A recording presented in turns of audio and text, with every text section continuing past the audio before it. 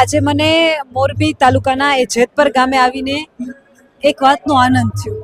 એ વાતનો કે અહીંયા મોટી સંખ્યામાં જે રીતે ખેડૂતો આંદોલન કરી રહ્યા છે જેતપર ગામમાં, તો આજુબાજુના ભાઈઓ તો ઠીક, બહેનો પણ મોટી સંખ્યામાં જોડાઈ રહી છે.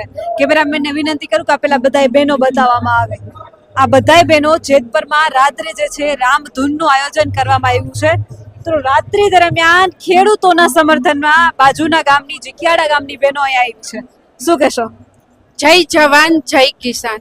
અમારે ફક્ત આ અદાણીના વીજ થાંભલાનું જ અમારે આ બધું છે એમ કે એને અમે ખાલી એટલું જ કહેવા માંગીએ, તું ખાલી 5 મિનિટ તડકામાં તું ઊભો રહે ખાલી, પછી તું અમારું વિચાર. અમારા ખેડૂત ભાઈઓ બધા મજૂર જે કઈ છે એ કાળી ગરમીના આવી ગરમીના બચારા ખેતરમાં નાકા વાળતા હોય, ઓલું મહેનત કરતા હોય, અમે કપાસિયા વાવતા હોય, એનું બિયારણ આવે, અમે એનું કપાસ આવે, જ્યારે અમારા ઘરે આવે ત્યારે અમને આશા હોય કે કેટલો કપાસ થયો, કેટલું આટલા ભાવ. એટલે મારું કહેવાનું એમ હતું કે કપાસ વાવી પછી કપાસ અમારા ઘરે આવે એટલે અમે વિચારી કે આટલો કપાસ થયો, આટલો અમને ભાવ આપે સરકાર તો અમને આટલું થાય. તો અમારી આવી પરસેવાની કિંમતની અમારા મહેનતની જમીન અને આવી રીતના વીજ થાંભલા નાખીને અમારી લઈ જાય બાપ દાદાની જમીન, તો એને સમજવું તો જોઈને કે પૂરું અમને વળતર આપે એમ.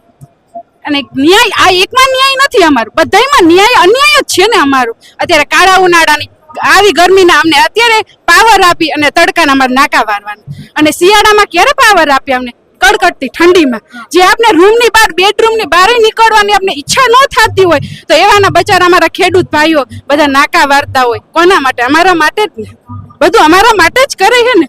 તો અમને એટલું તો એને દયા તો આવી જોઈએ ને. જ્યારે અમારા ઘરમાં જીરું ભર્યું હોય, કપા ભર્યું હોય, ત્યારે ભાવ ન હોય, અને પછી કેવો ભાવ થાય અમારા પાસેથી વહી જાય એટલે કેટલા ભાવ આવે એમ. તો બધું અને અમારે ખેડૂતને જ સહન કરવાનો એમ, બધું અમારે જ, બીજા કોઈને કઈ એમાં કાંઈ જ નહીં. સોનાના ભાવ તો કેટલા લેવાનું, તો બધું અમારે ખેડૂતને જ ને.